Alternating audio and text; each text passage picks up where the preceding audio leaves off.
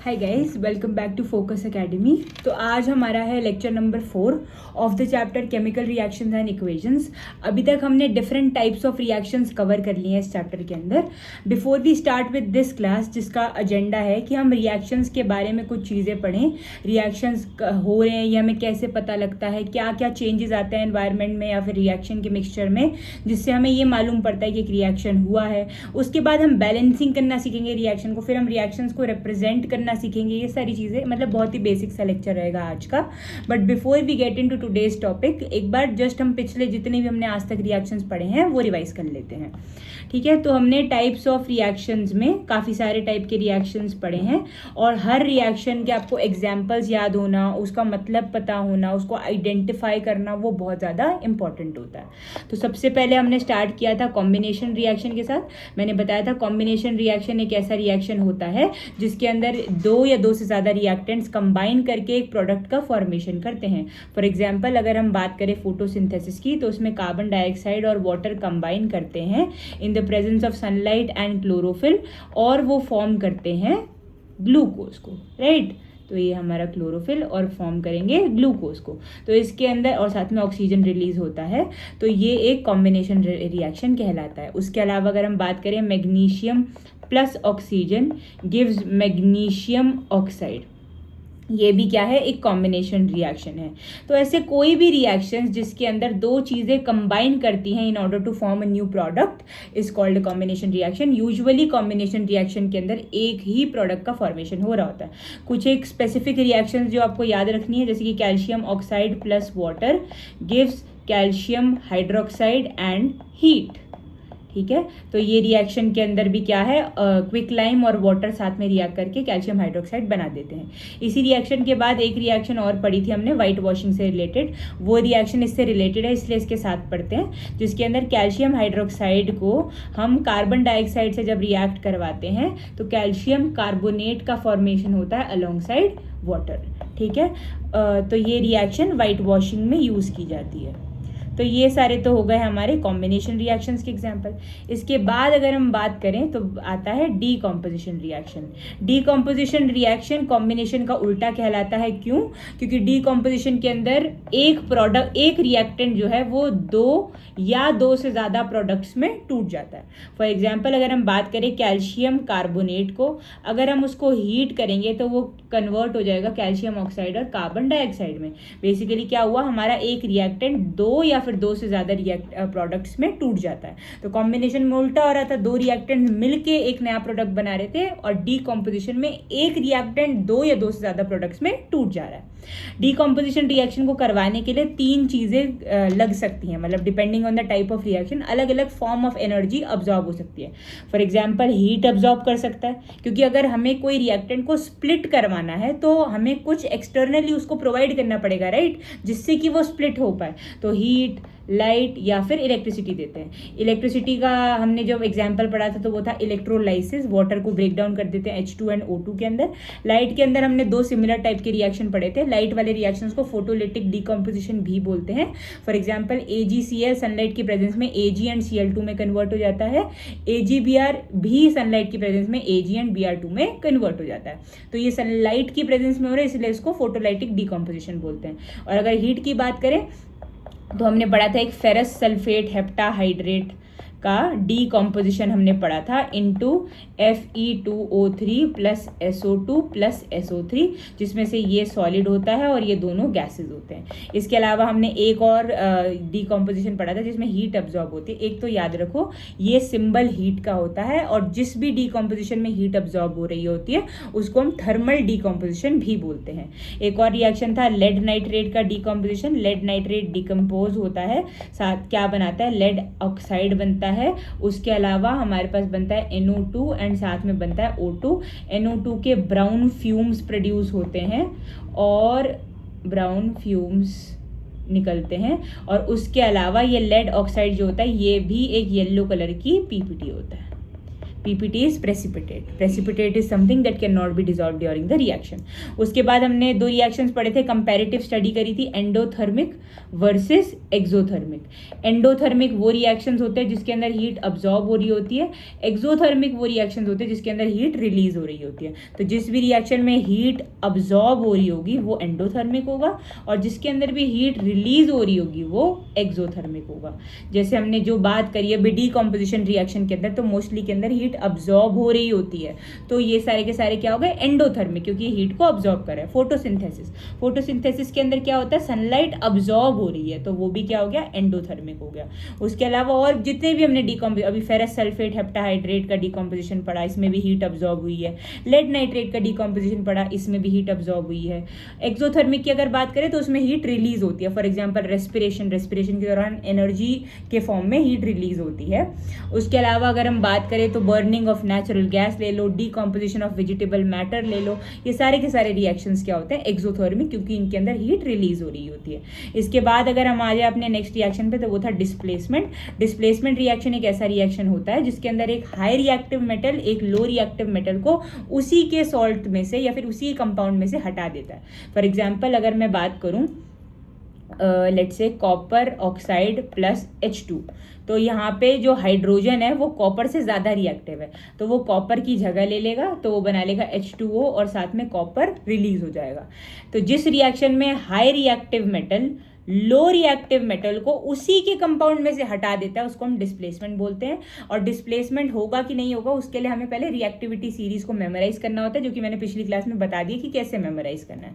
Double displacement के अंदर अगर हम बात करें तो उसके अंदर क्या होता है, सिंपली जो आयन्स होते हैं वो स्वॉप हो जाते हैं. फॉर एग्जाम्पल अगर मैंने 2 कंपाउंड्स ले लिए, let's say Na2SO4 plus barium chloride मैंने ले लिया, तो अब क्या होगा, इनके पहले तो आयन्स में इनको ब्रेक कर लो, Ba2 प्लस Cl माइनस और Na प्लस SO4 2 माइनस. अब क्या करो, दोनों के ही जो ऑपोजिटली चार्ज आयन्स है उनको स्वॉप कर दो, इसका पॉजिटिव इसके नेगेटिव के साथ जोड़ो, इसका पॉजिटिव इसके नेगेटिव के साथ जोड़ो, और उनको मिला करके जो भी प्रोडक्ट बने वो लिख दो. जैसे बेरियम सल्फेट बनेगा और सोडियम क्लोराइड बनेगा, इसको बोलते हैं डबल डिस्प्लेसमेंट. इसके बाद हमने पढ़ी थी एक और टाइप की रिएक्शन जिसको बोलते हैं प्रेसिपिटेशन. प्रेसिपिटेशन क्या होता है, जिसके अंदर कोई भी ऐसा इनसोल्यूबल सब्सटेंस का फॉर्मेशन होता है, मतलब कोई ऐसी चीज का बन जाना जो कि रिएक्शन में डिसोल्यूबल नहीं होती. फॉर एग्जांपल बेरियम सल्फेट जो होता है ये व्हाइट कलर की प्रेसिपिटेट होता है. क्यों होता है व्हाइट कलर का प्रेसिपिटेट, इसे क्यों बोल रहे हैं, क्योंकि ये डिसॉल्व नहीं कर पाता और इसी कारण ही बस ये सेटल डाउन हो जाता है. प्रेसिपिटेशन रिएक्शन को डिफाइन कैसे करेंगे, कोई भी ऐसा रिएक्शन जिसके अंदर कोई भी जो एक पर्टिकुलर प्रोडक्ट कुछ ऐसा बन रहा है जो कि डिसॉल्व नहीं हो पा रहा है और इस कारण वो सेटल डाउन हो जाता है. ठीक है. इसके बाद हमने पढ़े थे reduction and oxidation. Reduction reaction वो रिएक्शन होता है जिसके अंदर कोई भी चीज हाइड्रोजन को गेन करती है या फिर ऑक्सीजन को लूज करती है. और ऑक्सीडेशन में पढ़ा था इसी का जस्ट उल्टा. ऑक्सीडेशन का मतलब होता है ऑक्सीजन को गेन करना या फिर हाइड्रोजन को अपने अंदर से रिमूव कर लेना. और रिडक्शन में क्या होता है, हाइड्रोजन को गेन करना या फिर ऑक्सीजन को अपने अंदर से रिमूव कर लेना.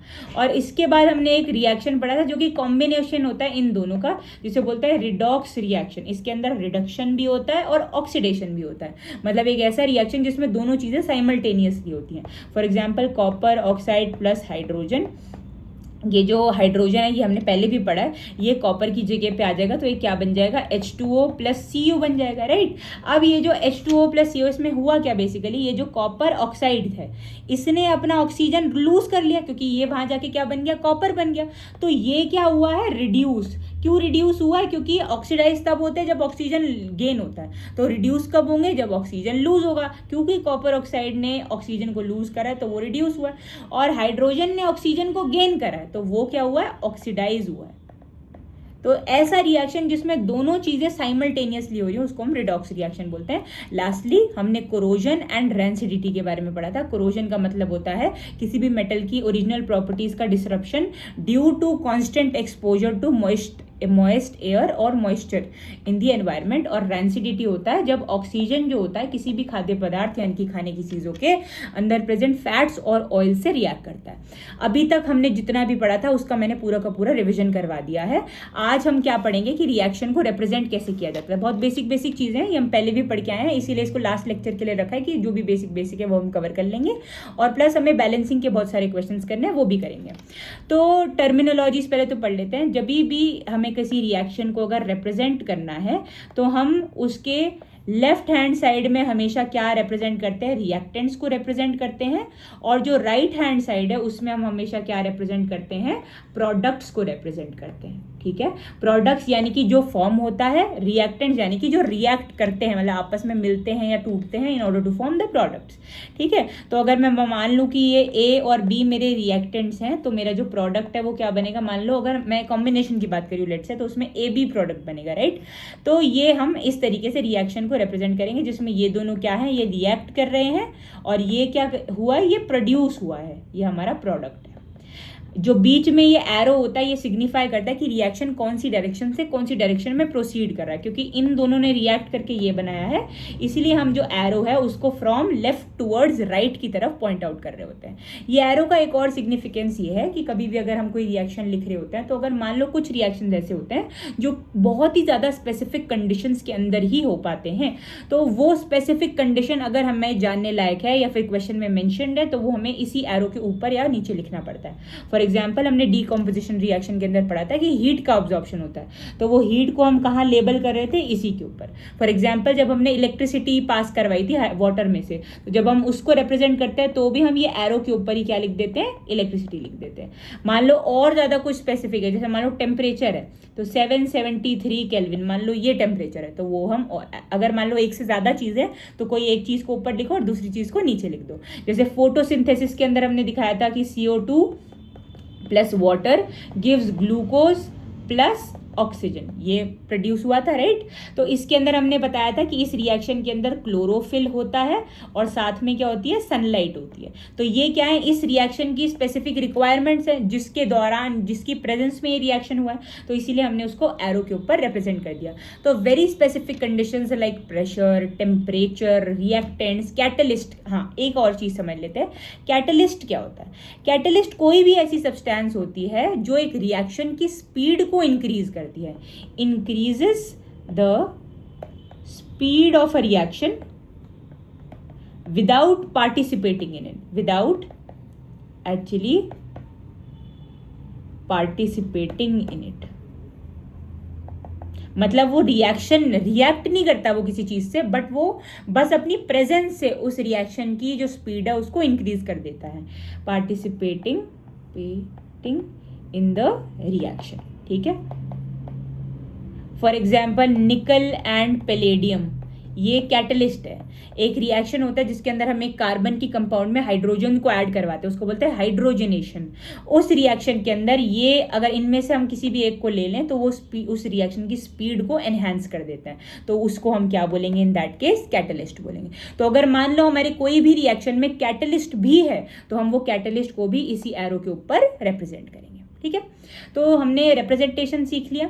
अब इसके अलावा हमें कैसे पता चलता है, हाँ एक और चीज समझ लेते हैं, what is the difference between physical change and a chemical change. इस रिएक्शन में, इस चैप्टर में although we are only concerned with chemical changes, but still it is important for us to know कि फिजिकल और chemical change में अंतर क्या होता है, क्योंकि बहुत सारे PYQs में बस यही डायरेक्ट क्वेश्चन पूछा गया कि इसमें से आइडेंटिफाई करो कि केमिकल चेंज किस में हुआ है और फिजिकल चेंज किस में हुआ है। And to be able to answer any question of that sort हमें पहले खुद पता होना चाहिए कि डिफरेंस होता क्या है।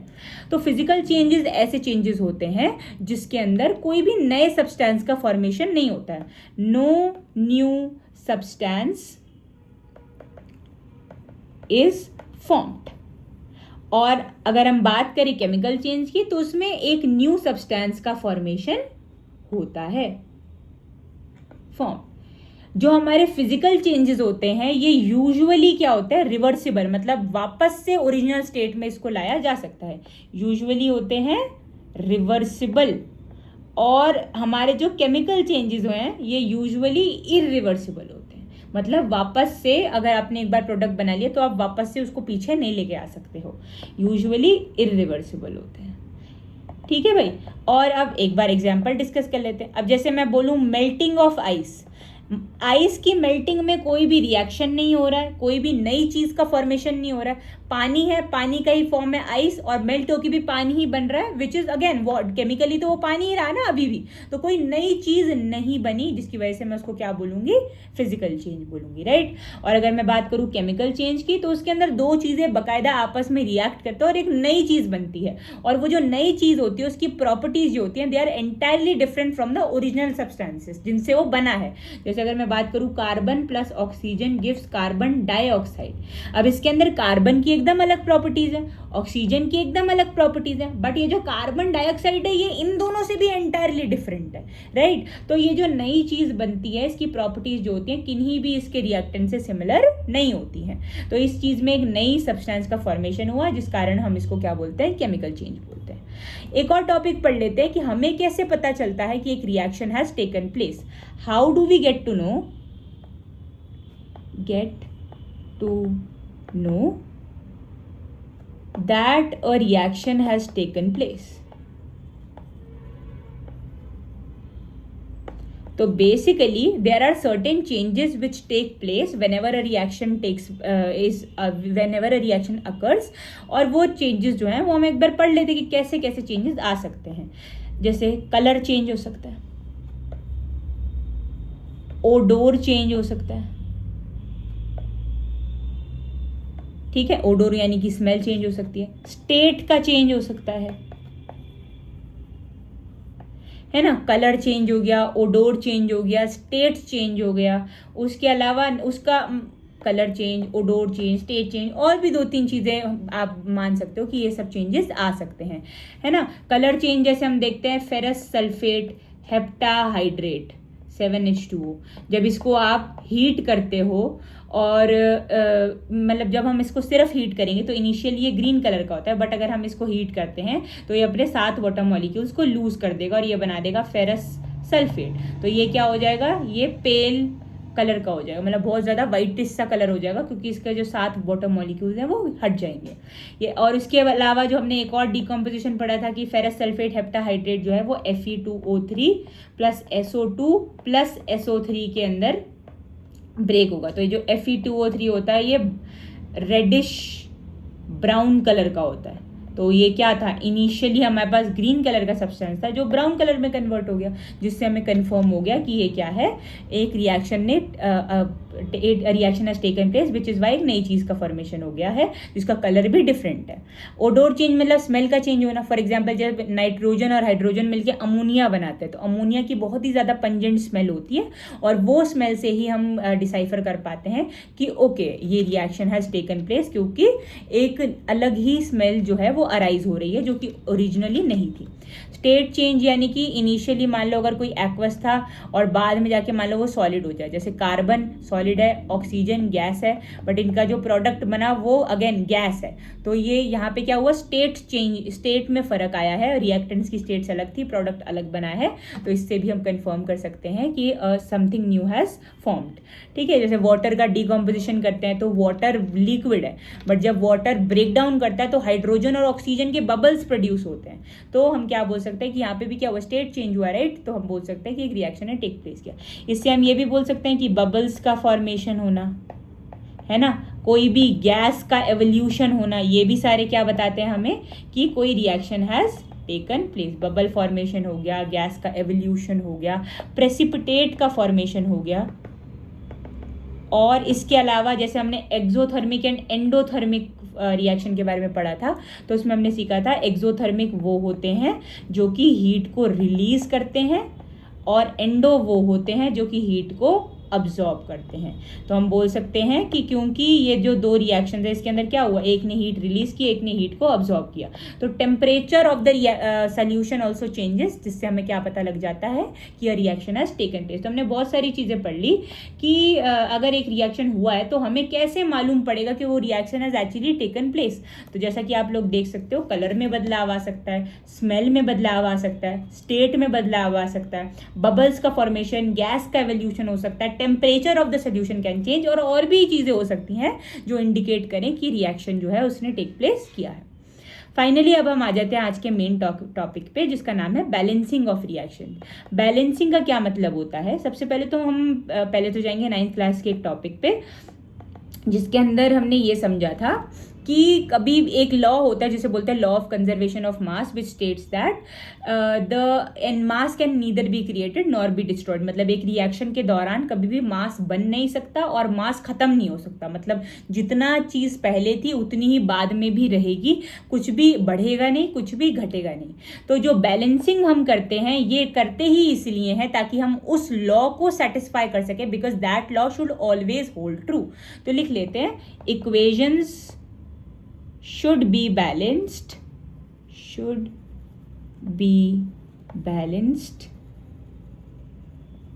in order to satisfy law of conservation of mass। ये क्वेश्चन डायरेक्टली भी आ चुका है कि इक्वेशंस को बैलेंस करना क्यों ज़रूरी होता है। तो याद रखना कि अगर हमें law of conservation of mass जो कि हम पहले पढ़ के आए हैं वो हमेशा सही रहना चाहिए, तो उसको वैलिड करने के लिए, उसको वैलिडेट करने के लिए हमें इक्वेशंस को बैलेंस करना पड़ता है। अब समझ लेते हैं बैलेंसिंग होता क्या है। फॉर एग्जाम्पल मैंने लिया एक रिएक्शन, एग्जाम्पल है मैग्नीशियम और ऑक्सीजन कंबाइन करते हैं और बनाते हैं मैग्नीशियम ऑक्साइड। तो इसके अंदर अगर आप ध्यान से देखें, हमारे जो लेफ्ट हैंड साइड है उस पर एक मैग्नीशियम का एटम है और 2 ऑक्सीजन के एटम्स हैं, और अगर हम अपने राइट हैंड साइड पे देखें तो वहाँ पे एक मैग्नीशियम है और एक ऑक्सीजन है। तो सबसे पहला काम बैलेंसिंग के लिए होता है कि हम टेबल बनाएं, और टेबल के अंदर फर्स्ट कॉलम है कि हमारे पास क्या क्या एलिमेंट्स मौजूद हैं, ये लिख लेते हैं। हमारे पास मैग्नीशियम है और हमारे पास ऑक्सीजन है ना, दोनों साइड पे। और अब लिख लेते हैं, ऊपर वाले कॉलम में लिखो LHS और अगले में लिखो RHS। लेफ्ट हैंड साइड पे मैग्नीशियम हमारे पास एक एटम है, राइट, कुछ भी नहीं लगा हुआ इसके आगे, मतलब ये एक एटम है। और ऑक्सीजन कितने हैं? 2 हैं। और अगर हम राइट हैंड साइड पे देखें तो मैग्नीशियम एक है और ऑक्सीजन भी क्या है? एक है। तो क्या ये चीज़ बैलेंस्ड है? नहीं है। मतलब मैग्नीशियम को अगर हम सिर्फ देखें तो वो तो बैलेंस्ड है, इधर भी 1 है उधर भी 1 है, बट ऑक्सीजन यहाँ पे तो 2 है और यहाँ पे 1 है। तो टेक्निकली अगर देखा जाए तो कंजर्वेशन ऑफ मास तो इधर वैलिड हुआ ही नहीं। क्यों? क्योंकि वहाँ the amount of atoms of this oxygen are greater on the reactant side than on the product side. तो इसको अपन को अब ठीक करना पड़ेगा, मॉडिफाई करना पड़ेगा। एक रूल है, कभी भी आप किसी कंपाउंड के बीच में कुछ नंबर नहीं इंसर्ट कर सकते। मतलब कोई सोचे कि चलो ये मैग्नीशियम ऑक्साइड है ना, तो मैं यहाँ पे Mg2O कर देता हूँ तो अब ऑक्सीजन 2 हो गए। ये आप नहीं कर सकते कभी भी, ये अलाउड नहीं होता है, ठीक है, ये चीज़ याद रखेंगे। तो हाँ, अब कैसे बैलेंस किया जाएगा? अगर कभी भी बैलेंसिंग करनी है तो आप जो भी नंबर लगा रहे हैं बैलेंस करने के लिए उसको हमेशा कंपाउंड के या फिर एलिमेंट के आगे लिखना होता है, towards the right hand side, towards the left hand side, sorry. तो अब जैसे ये मैग्नीशियम ऑक्साइड है, हम अगर मैं इसके आगे अगर 2 लगा दूं तो क्या इससे क्या हो जाएगा? 2 ही मैग्नीशियम हो जाएंगे और 2 ही ऑक्सीजन। जैसे हम मैथ्स में करते हैं ना, मान लो अगर किसी ब्रैकेट के बाहर लिखा हुआ है लेट्स से 3x और बाहर है 2, तो ये 2 जो है ये 3 और x से मिल के मल्टीप्लाई होगा तो ये क्या बन जाएगा? 6x बन जाएगा। सिमिलरली यहाँ पे भी 2 जो है ये मैग्नीशियम से भी मल्टीप्लाई होगा और ऑक्सीजन से भी। तो ये अब कितने मैग्नीशियम है? इधर 2 मैग्नीशियम है और 2 ही ऑक्सीजन है। बट यहाँ पे अगर हम देखें लेफ्ट हैंड साइड पे तो 2 ऑक्सीजन है बट मैग्नीशियम सिर्फ 1 है।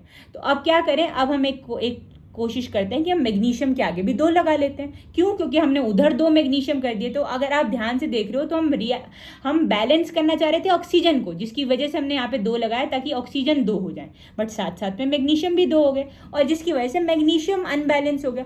तो कभी कभार क्या बहुत बार ऐसी सिचुएशन आती है कि आप एक को बैलेंस करने चाहते हो और जो ऑलरेडी बैलेंस था वो बैलेंस नहीं हो पाता, तो आपको फिर दोबारा से स्ट्रेटेजाइज करना पड़ता है कि अब आप फाइनली क्या करोगे in order to balance the equation completely.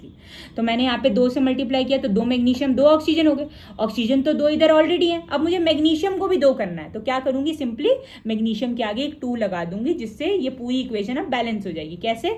यहाँ पे 2 मैग्नीशियम, इधर भी 2 मैग्नीशियम, यहाँ पे 2 ऑक्सीजन, इधर भी 2 oxygen, hence the equation is balanced. ठीक है, इस तरीके से बैलेंसिंग हम करते हैं। अब हम ताकि ये क्वेश्चंस को प्रैक्टिस कर पाए बहुत सारे बैलेंसिंग के, तो मैंने एक वर्कशीट रखी है जिसको हम अब प्रैक्टिस करने वाले हैं। हाँ, तो सबसे पहले हमारे पास ये वाली इक्वेजन है H3PO4 प्लस KOH। ये जो डैशेज हैं इसके अंदर हमें लगाने हैं वो नंबर्स जिसको लगा करके इक्वेजन बैलेंस होगी। सबसे पहले अगर हम कभी भी बैलेंसिंग करते हैं तो हमें वही जो मैंने आपको सिखाया था कि पहले तो एक तो मैं इसकी गर्द कम कर देती हूँ, हाँ, कि पहले तो हमको क्या करना पड़ेगा, एक बॉक्स बनाना पड़ेगा। ये हम बॉक्स बना लेते हैं थोड़ा सा बड़ा क्योंकि हमारे पास ज़्यादा एलिमेंट्स है इस बार। तो हमने ये बॉक्स बनाया, ये मैं फर्स्ट क्वेश्चन के लिए बना रही हूँ। यहाँ पे मेरे पास क्या क्या है, मेरे पास H है, मेरे पास P है, मेरे पास O है और मेरे पास K है, राइट। मेरे पास हाइड्रोजन है, फोस्फोरस है, मेरे पास ऑक्सीजन है और पोटेशियम है। इसके अलावा तो और कुछ नहीं है, नहीं। अब LHS लिखेंगे और क्या लिखेंगे, RHS लिखेंगे। ये बॉक्स हम क्यों बनाते हैं, ताकि हमें पहले तो पता लग जाए कि क्या हमें बैलेंस करने की ज़रूरत है इन द फर्स्ट प्लेस। तो यहाँ पे 3 हाइड्रोजन है लेफ्ट हैंड साइड पे और यहाँ पे हाइड्रोजन कितने, 2 हाइड्रोजन है। यहाँ पे फोस्फोरस कितना है, 1 है, वहाँ पे भी 1 है। यहाँ पे पोटेशियम कितने, 3 है राइट हैंड साइड पे और यहाँ पे पोटेशियम कितना है, 1 है। ऑक्सीजन की अगर बात करें तो यहाँ पे 4 + 1 5 और वहाँ पे भी 5 ही है, तो दोनों तरफ 5 5 है। तो फोस्फोरस और ऑक्सीजन तो बैलेंस्ड है, मतलब अब हम हाइड्रोजन और पोटेशियम को बैलेंस करना चाह रहे हैं। ठीक है, सबसे पहले तो हाँ, तो मैंने वो इक्वेशन को अलग पेज पे लिख लिया क्योंकि वहाँ पे बहुत ज़्यादा हौच पौच हो रहा था। तो इक्वेशन थी H3PO4 + KOH gives K3PO4 and water, right.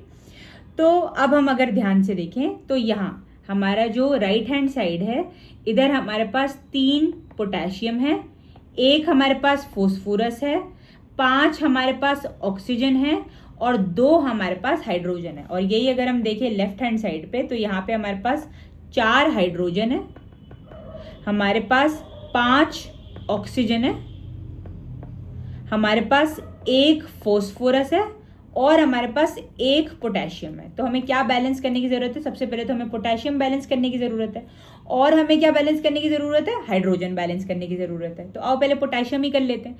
Potassium यहाँ पे राइट हैंड साइड पे अगर देखोगे तो 3 है, वहाँ पे 1 ही है, तो मैं इसके आगे 3 लगा लेती हूँ। अब क्या सिचुएशन हो गई, यहाँ पे 3 पोटेशियम, वहाँ पे भी 3 पोटेशियम, तो पोटेशियम बैलेंस हो गया। बट और भी तो चेंजेस हुआ है क्योंकि ये जो 3 है ये तो पूरे इस कंपाउंड के साथ मल्टीप्लाई हुआ, मतलब ऑक्सीजन भी 3 और बढ़ गए, 3 हो गए और हाइड्रोजन भी क्या हो गए, 3 हो गए। तो यहाँ पे 3 ऑक्सीजन हो गए और 3 हाइड्रोजन हो गए। तो टोटल अब यहाँ पे क्या सीन है, हाइड्रोजन यहाँ के 3 और यहाँ के 3, 6 हाइड्रोजन है, 1 फोस्फोरस है, ऑक्सीजन कितने हो गए, 4 + 3 7 ऑक्सीजन हो गए और क्या हो गया हमारे पास, पोटेशियम कितने हो गए, यहाँ पे भी 3 हो गए। अब ऑक्सीजन की उधर भी देख लेते हैं। देखो ऑक्सीजन इधर कितने हैं, यहाँ पे 4 है और यहाँ पे 1 है, ठीक है, तो मतलब 5 ऑक्सीजन है।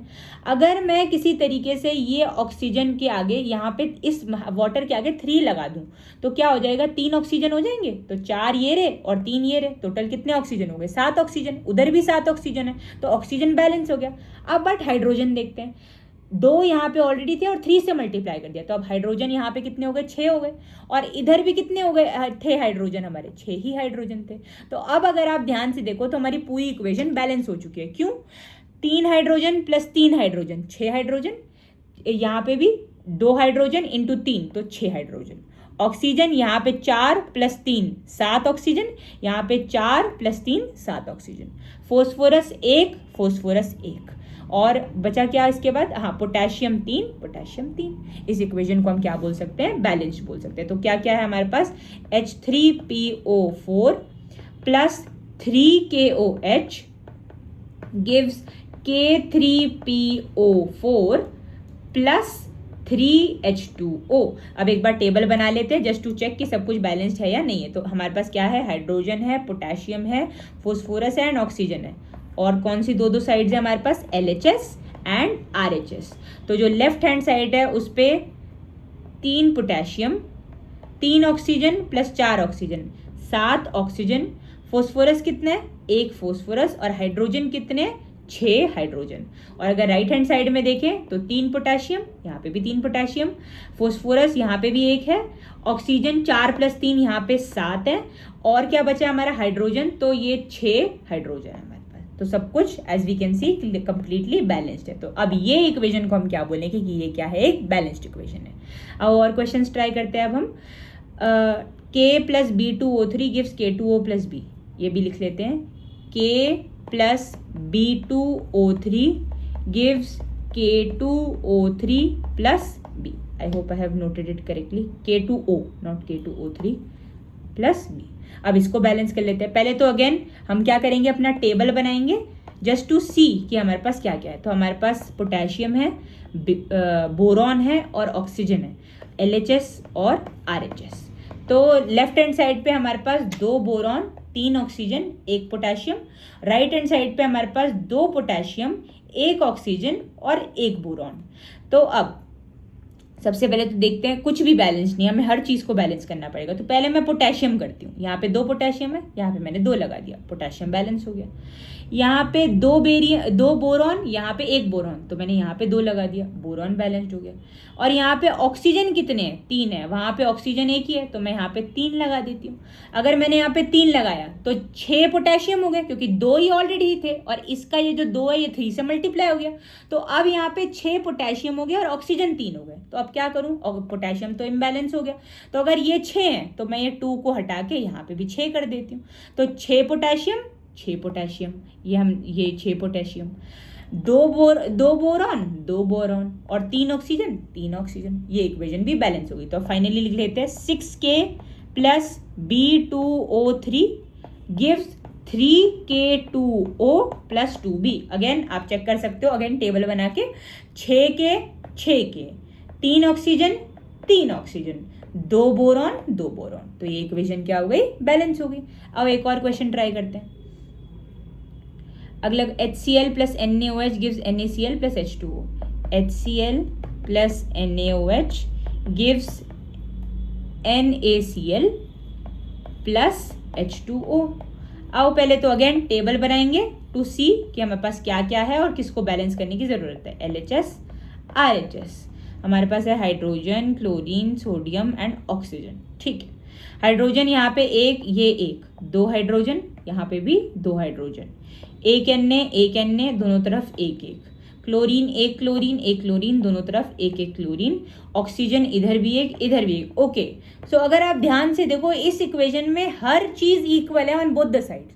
ये हमारी इक्वेशन ऑलरेडी बैलेंस्ड है, तो यहाँ पे कुछ भी लगाने की जरूरत नहीं है। कभी कभार ऐसे ट्रिक क्वेश्चंस देते हैं कि आपको एक इक्वेशन देंगे बट वो ऑलरेडी बैलेंस्ड होगी, तो अब ये मत सोचना कि इसका अल्टीरियर मोटिव है कुछ, हमें कुछ और करना है इसके अंदर। अगर कभी कभार ऐसा होता है कि आपको ऑलरेडी बैलेंस्ड इक्वेशन मिल सकती है। आइए एक और क्वेश्चन करें। अब ये उठाते हैं, H3PO4 plus magnesium hydroxide, H3PO4 plus magnesium hydroxide gives Mg3PO4 whole twice, Mg3PO4 whole twice plus water. ठीक है, ये थोड़ी सी लेंदी इक्वेशन है, लेट्स सी। अब सबसे पहले हम क्या करेंगे, अगेन हम टेबल बनाएंगे। टेबल के अंदर क्या क्या है, हाइड्रोजन, फोस्फोरस, ऑक्सीजन, मैग्नीशियम, हाँ दैट्स इट। मैग्नीशियम है, फोस्फोरस है, ऑक्सीजन एंड हाइड्रोजन है। ठीक है, अब अगेन LHS एंड RHS का कॉलम बनाएंगे।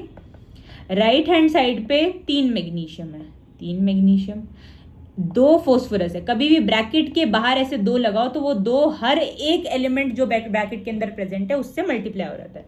तो 2 फोस्फोरस RHS में, तो यहाँ पे हम लिख देते हैं 2 फोस्फोरस है।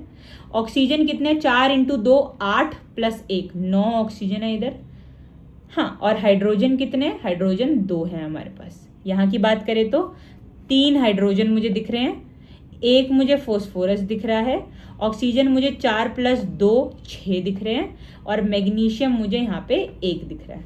आओ अब धीरे धीरे करके कोशिश करते हैं कि थोड़ी लेंदी इक्वेशन है, अब दिमाग लगाना पड़ेगा। दैट्स सी, मैग्नीशियम LHS पे 1 है, RHS में 3 है, तो यहाँ पे 3 लिख लेते हैं। 3 मैग्नीशियम, अब ये क्या हो गया, 3 मैग्नीशियम। अब ये ऑक्सीजन ऑलरेडी 2 थे क्योंकि ब्रैकेट के बाहर 2 था, तो 2 × 3, तो यहाँ पे 6 ऑक्सीजन, और हाइड्रोजन भी 2 थे और 6 ही हाइड्रोजन हो गए। और यहाँ पे ऑलरेडी कितने हाइड्रोजन थे, 3 हाइड्रोजन इधर ऑलरेडी थे, 1 फोस्फोरस था, और ऑक्सीजन कितने थे, 4 थे। तो यहाँ के 6 ऑक्सीजन, यहाँ के 4, तो टोटल 10 ऑक्सीजन हो गया राइट हैंड साइड पे, सॉरी लेफ्ट हैंड साइड पे। फोस्फोरस में कोई बदलाव नहीं है, 1 ही है, और 3 हाइड्रोजन प्लस 6 हाइड्रोजन कितने हो गए, 9 हाइड्रोजन हो गए इधर। आओ चलो अब देखते हैं क्या किया जा सकता है। तो हमारे पास अब ऑक्सीजन, हाँ लेट्स सी, मैग्नीशियम तो हो गया बैलेंस, इधर कितने फोस्फोरस हैं, 2 फोस्फोरस हैं। तो एक बार करके देखते हैं यहाँ पे क्या किया, दो, अगर मैं यहाँ पे 2 लगाऊं तो हाइड्रोजन मेरे कितने हो जाएंगे, 6 हो जाएंगे, फोस्फोरस मेरे 2 हो जाएंगे और ऑक्सीजन हो जाएंगे 8। तो ऑक्सीजन इधर के 6 और उधर के 8, 14 हो गए टोटल। और वहाँ पे ऑक्सीजन कितने, 8 हैं, 8 और इधर कितने हैं, 14। तो 8 + 6, मतलब अगर मैं यहाँ पे 6 लगाऊं, 6H2O कर दूं इसको, तो ये 12 हाइड्रोजन हो जाएंगे और 6 ऑक्सीजन हो जाएंगे। और 8 यहाँ के, तो 14 ऑक्सीजन, 12 हाइड्रोजन इधर हो गए। तो मैं यहाँ पे कितने थे, 2 और 2 × 3, 6 हाइड्रोजन इधर थे और 6 इधर। हाँ, तो मेरा हाइड्रोजन भी बैलेंस हो गया, ऑक्सीजन भी मेरा बैलेंस हो गया, ठीक है, फोस्फोरस भी बैलेंस हो गया, 2 था, और मैग्नीशियम भी। आई थिंक अब हमारी इक्वेशन बैलेंस हो चुकी है। एक बार लिख के देख लेते हैं। 2H3PO4 + 3MgOH whole twice gives Mg3PO4 whole twice plus 6H2O। अब मैं आपको बताती हूँ मैंने किया क्या, क्योंकि बहुत ज़्यादा सोचना पड़ा इसके अंदर। पहले तो मेरे पास क्या था, सबसे पहले मैंने इसके अंदर 3 मैग्नीशियम करा था। क्यों, क्योंकि उस साइड पे मुझे साफ साफ दिख रहा था कि ये 3 है। तो मेरे को ईजिएस्ट तरीका ये लगा कि पहले मैं यहाँ पे मैग्नीशियम बैलेंस करती हूँ। तो जब मैंने यहाँ पे 3 लिखा तो मैग्नीशियम तो 3 हो गए, बट ये जो ऑक्सीजन यहाँ पे 2 थे, अब वो भी कितने हो गए, 6 हो गए, क्योंकि ये 2 × 3 हो गया। तो ऑक्सीजन 6 और हाइड्रोजन भी कितने हो गए, 6 हो गए। और इधर क्या सीन था, यहाँ पे 3 हाइड्रोजन थे। ये मैं बैलेंसिंग से पहले की बात कर रही हूँ। तो मेरे पास 3 हाइड्रोजन थे, 1 फोस्फोरस था और 4 क्या थे, ऑक्सीजन थे। तो मैंने देखा कि ये ऑक्सीजन 4 है, इधर 6 है, तो 10 ऑक्सीजन हो गए, मैग्नीशियम 3 है, हाइड्रोजन 6 और 3 9 है और 1 फोस्फोरस है। तो अब मैंने देखा एक बार मैं उधर जाती हूँ और मैं देखती हूँ और क्या क्या मुझे इधर की तरफ बैलेंस करना है, ताकि मैं उस हिसाब से नंबर्स लगाऊं। तो मुझे क्या दिखता है कि यहाँ पे तो फोस्फोरस भी 2 है। तो मैंने क्या किया, ये वाला जो कंपाउंड था इसके आगे 2 लिख दिया। इससे क्या हुआ, फोस्फोरस 2 हो गए, बट और भी चीजें चेंज हुई। अब क्यों, क्योंकि अब हाइड्रोजन जो इनिशियली 3 था, अब ये क्या हो गया, 6 हो गया, क्योंकि 3 × 2 6 हो गया। पोटेशियम, अब ये जो फोस्फोरस था ये क्या हो गया, 1 से 2 कर दिया मैंने, क्योंकि मेरे को बैलेंस करना था। और ऑक्सीजन कितने हो गए, 4 × 2 8 हो गए ऑक्सीजन, ठीक है। अब दोबारा से रिकैलकुलेट करते हैं। ऑक्सीजन इधर इस वाले में 6 थे और अब यहाँ के 8, तो टोटल कितने हो गए, 14 ऑक्सीजन हो गए मेरे पास, ठीक है। तो 8 + 6 = 14, राइट। तो 14 ऑक्सीजन है अब मेरे पास इधर। और उधर अब गिन लेते एक बार ऑक्सीजन, क्योंकि अब मेजरली मेरे को ऑक्सीजन और हाइड्रोजन ही बैलेंस करना है, क्योंकि मैग्नीशियम और फोस्फोरस तो मैंने कर लिया। तो अब 14 ऑक्सीजन है उधर। तो मैंने देखा कि इधर कितने ऑक्सीजन है। मैंने देखा ये O4 × 2 है, तो 8 ऑक्सीजन तो ये रहे, और यहाँ पे 1 ऑक्सीजन था, मतलब टोटल 9 ऑक्सीजन थे। तो मैंने सोचा अगर मैं ये वाटर के मॉलिक्यूल के आगे 6 लिख दूं, तो ये 6 ऑक्सीजन से भी मल्टीप्लाई होगा और ये 6 हाइड्रोजन से भी मल्टीप्लाई होगा। तो मेरे पास ऑक्सीजन तो 6 और बढ़ गए, 8 ये रहे और 6 और बढ़ गए, तो टोटल 14 ऑक्सीजन डन, मतलब ऑक्सीजन मेरा बैलेंस हो गया। और साथ ही साथ जब मैंने ऑब्जर्व किया कि 6 × H2 क्या हो गया, 12H2 हो गया, 12 हाइड्रोजन हो गया, ये 12 हाइड्रोजन। और उधर मैंने जब कैलकुलेट करे तो 3 × 2 6 और यहाँ पे भी 2 × 3 6, तो 12 हाइड्रोजन ऑलरेडी थे। तो ये करते करते मतलब मैंने क्या किया, सबसे पहले तो स्ट्रैटेजी शुड बी कि एक एक करके एलिमेंट्स को पिक करो सारे। Don't try to balance everything at once, take consider one element. जैसे मैंने पहले मैग्नीशियम लिया, फिर मैंने फोस्फोरस लिया, फिर मैंने ऑक्सीजन लिया, और इवेंचुअली धीरे धीरे करते, कभी कभी ऐसा होता है कि जब आप एक को बैलेंस करने जा रहे हो तो दोनों साथ में बैलेंस हो जाते हैं। जैसे यहाँ पे मैं ऑक्सीजन बैलेंस कर रही थी और हाइड्रोजन भी उसके साथ ही बैलेंस हो गया। तो इसी के साथ ये जो है ये हमारा फाइनल आंसर है, 2H3PO4 3MgOH whole twice Mg3PO4 whole twice plus 6H2O। हमेशा इट इज अ सजेशन कि जब आप एक बार बैलेंस कर ले तो खुद से मिलाओ कि अच्छा यहाँ पे कितने, 6 हाइड्रोजन, और उसके बाद यहाँ पे 2 फोस्फोरस, और यहाँ पे 8 और 6 14 ऑक्सीजन और 3 मैग्नीशियम। इसके बाद यहाँ पे मिलाओ, राइट हैंड साइड पे क्या क्या है हमारे पास, 3 मैग्नीशियम है, ऑक्सीजन यहाँ पे भी 14 है, 2 यहाँ पे फोस्फोरस है और 3 क्या है क्या बचा, हाइड्रोजन, और यहाँ पे 12 ही क्या है, हाइड्रोजन, यहाँ पे भी 12 हाइड्रोजन है। तो इससे मैं क्या बोल सकती हूँ कि ये पूरी इक्वेशन क्या है, बैलेंस है। तो अपने लिए एक बार चेक कर लेना चाहिए। एक बार एक आखिरी क्वेश्चन कर लेते हैं हम, AlOH होल ट्वाइस वाले कर लेते हैं, just a second. AlOH whole thrice H2CO3,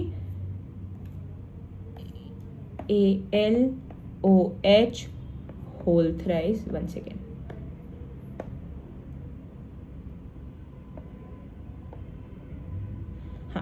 plus, और थोड़ा इसको गर्थ इंक्रीज कर लेते हैं, plus H2CO3 gives Al, wait क्या कंपाउंड था हमारे पास, gives Al2CO3 whole thrice plus H2O, Al2CO3 whole thrice plus H2O।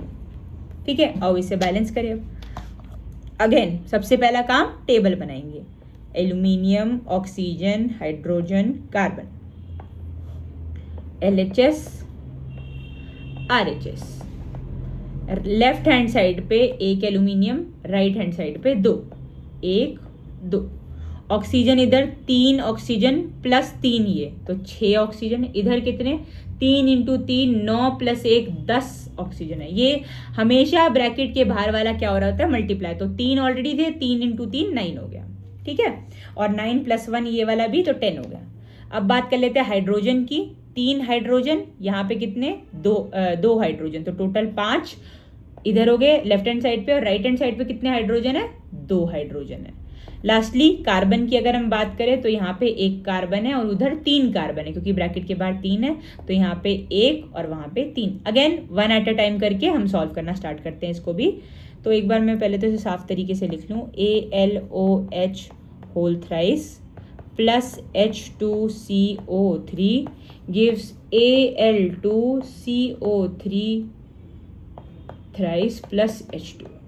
आओ पहले एल्यूमिनियम को ही बैलेंस कर लेते हैं। 2 एल्यूमिनियम, मैंने 2 लगा दिया इधर। अब एल्यूमिनियम तो 2 हुए ही हुए, बट जो ऑक्सीजन 3 थे अब वो 6 हो गए, और जो हाइड्रोजन 3 थे अब वो भी 6 हो गए। ठीक है, अब देखते हैं। तो अब मेरे पास क्या है, अब मेरे पास 2 एल्यूमिनियम इधर है, मेरे पास ऑक्सीजन कितने हो गए, 6 ये और 3 ये, तो मतलब मेरे पास 9 ऑक्सीजन हो गए। और हाइड्रोजन कितने हो गए मेरे पास, 3 इंटू 2 6 प्लस 2 8 हो गए। और कार्बन कितने हो गए मेरे पास, कार्बन मेरे पास 1 ही है इधर। और अगर मैं बात करूँ इधर की, तो अब मेरे पास एल्यूमिनियम मैंने बैलेंस कर दिया, कार्बन मेरे कितने हैं, 3 है, और ऑक्सीजन मेरे कितने हैं इधर, 9 प्लस 1 10 है, 10 ऑक्सीजन, और हाइड्रोजन कितने हैं यहाँ पे 2। ठीक है, अब चलो अगली चीज़। अब मेरा एल्यूमिनियम तो हो गया, अब एक काम करते हैं, कार्बन बैलेंस करने की कोशिश करते हैं। कार्बन क्या है, यहाँ पे 1 है, वहाँ पे 3 है, तो अगेन सिंपल चीज़ करूँगी, यहाँ पे 3 लगा देती हूँ।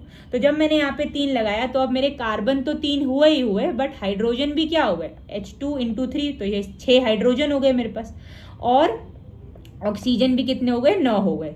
तो अगेन यहाँ पे मेरे पास, जस्ट अ सेकेंड, तो मेरा यहाँ, हाँ मैं लेफ्ट हैंड साइड को देख रही हूँ, तो मेरे पास जो मेरा कार्बन है वो तो 3 हो गए, बट साथ ही साथ मेरे जो हाइड्रोजन है, अब ये हाइड्रोजन जो है इनिशियली जो 8 थे, अब कितने हैं, 3 इंटू 2 6 प्लस 6 कितने हो गए, 12 हो गए यहाँ पे हाइड्रोजन। और ऑक्सीजन कितने हो गए, ऑक्सीजन 3 इंटू 3, तो ये 9 प्लस 3 12 हो गए। ऑक्सीजन भी कितने हो गए, 12 हो गए। हाँ इनफैक्ट 12 भी नहीं, ज़्यादा हुए, H3 into 2, 3 into 2 6 plus 9, 6 plus 9 15 हो गए। हाँ ठीक है, अब देखते हैं अब हम क्या कर सकते हैं। कार्बन बैलेंस हो गया हमारा। हाइड्रोजन वहाँ पे कितना है, यहाँ पे है 2, मेरे को हाइड्रोजन करना कितना है, 12 करना है। तो क्या मैं वाटर मॉलिक्यूल के आगे 6 लगा लूँ, क्योंकि अगर मैंने 6 लगा लिया तो 6 इंटू 2 करके वो क्या हो जाएगा, बैलेंस हो जाएगा। ये मैंने क्या किया, 6 लगा दिया।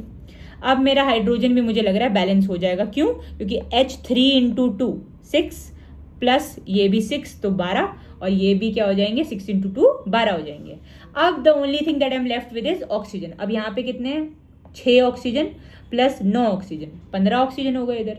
हाँ 6 प्लस 9, हाँ 15 हो गए। अच्छा हाँ यहाँ पे भी तो 15 ही थे, तो 3 इंटू 3 9 प्लस 6 15, पूरी इक्वेशन बैलेंस हो चुकी है। अगेन देख लेते हैं, एक बार फिर से कंफर्म करते हैं। 2 aluminium 2 aluminium, 3 carbon 3 carbon, okay.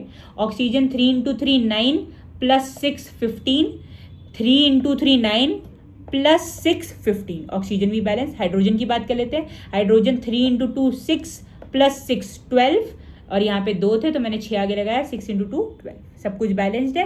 Hence ये इक्वेशन भी क्या हो गई, बैलेंस। बहुत अच्छे अच्छे क्वेश्चन आज हमने करे हैं, इसीलिए आप लोगों का काम ये है कि एक बार तो ये जितने भी हमने आज क्वेश्चंस करे इनको खुद से करने की प्रैक्टिस करें, और ये पेज का एक बार स्क्रीनशॉट ले लें, और ये जितने भी क्वेश्चन है एक बार अटेम्प्ट करें बैलेंस करने का। ठीक है, ये बहुत सारे क्वेश्चन है, इसका एक बार स्क्रीनशॉट ले लें और इसको ट्राई करें घर पे एक बार बैलेंस करने का। Till then bye bye.